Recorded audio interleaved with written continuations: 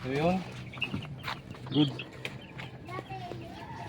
Happy Sunday mga kabakyard. So ngayon ipapakita ko sa inyo yung ating mga 3 weeks old na mga sisiw. So magpapalit tayo ng lapag nila kasi masyado nang madumi.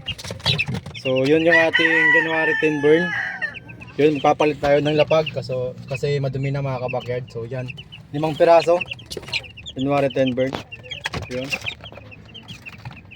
Kersuliper, ex-sweater, bloodline yan mga kabakyard. So papalitan natin ng lapag mga kabakyard. Ang nilalagay ko lang sa lapag nila, karton lang mga kabakyard. Sa ibali pa, kahit di na magpailaw. So papalit tayo ng ng lapag mga kabakyard.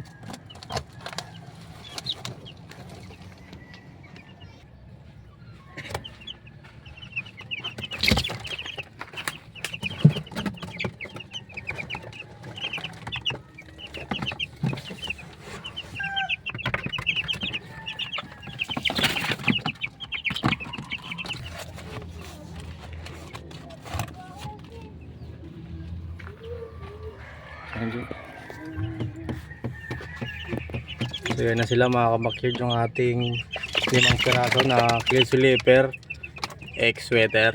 Yun, 3 weeks old mga kabakyard. So yun, tapos na tayo magpalit ng lapag nila. So yan, so yun lang mga kabakyard. So bigay tayo ng pakain sa kanila.